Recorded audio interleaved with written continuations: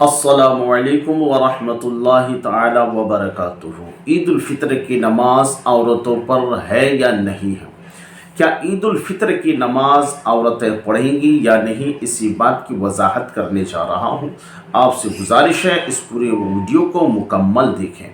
देखिए, ईद की नमाज वाजिब है, औरतों पर नहीं है, मर्द हजरात पर है। तो औरतें ईद की नमाज नहीं पढ़ेंगी, और ईद की नमाज औरतें नहीं पढ़ेंगी तो उस दिन ईद की जगह पर औरतें कौन सी नमाज पढ़ेंगी?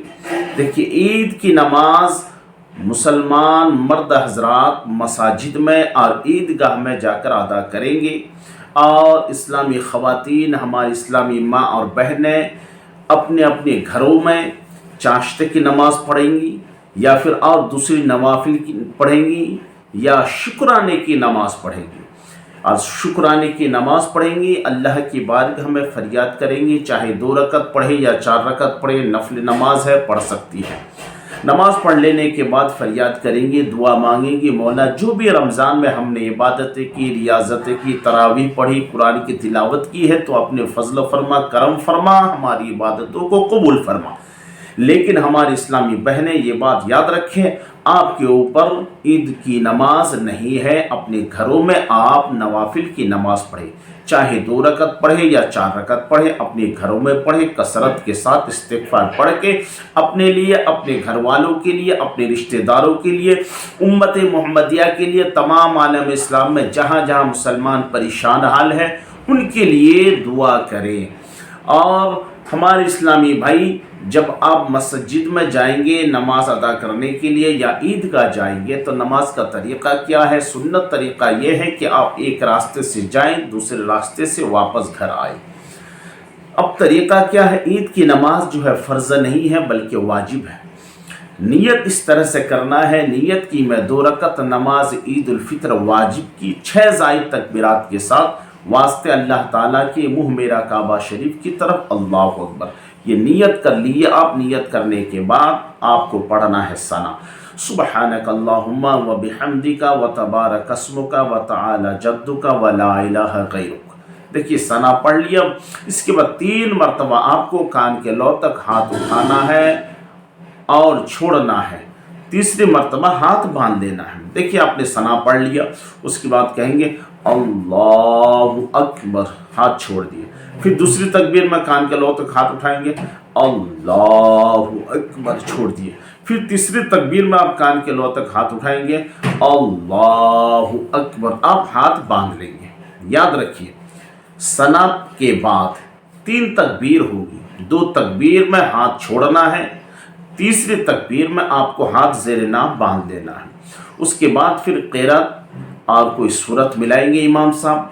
उसके बाद फिर आप रुकू में जाएंगे, सजदे करेंगे। दूसरी रकत के लिए जैसे खड़े होंगे, उसमें आपको सावधान रहना है, होशियार रहना है। और यूँ तो नमाज पढ़ रहे हैं, उसमें सावधानी के साथ नमाज पढ़ना है कि कहीं मेरी नमाज में कुछ गलतियाँ ना हो जाए।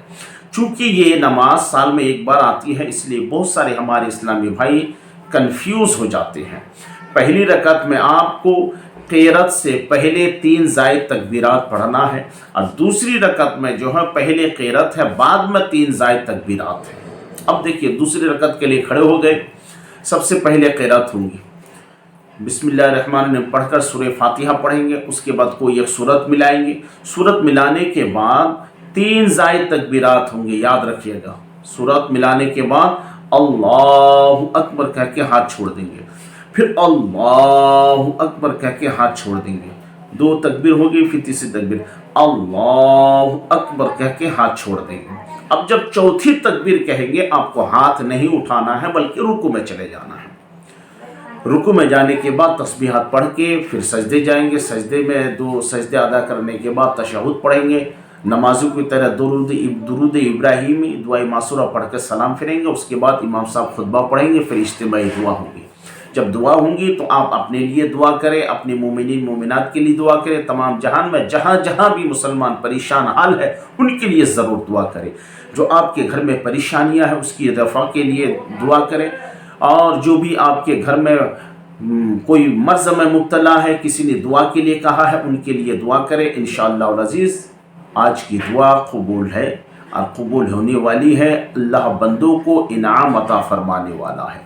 رمضان بھر آپ نے جو بھی ذکر و اذکار کیا اس کا رزلٹ آج آؤٹ ہونے والا ہے، اسی لیے کثرت کے ساتھ استغفار پڑھتے ہوئے لمبی دعا مانگے، اپنے لیے مانگے، اپنے پڑوسیوں کے لیے مانگے، اپنے مرحومین مرحومات کے لیے مانگے، تمام امت محمدیہ کے لیے مانگے۔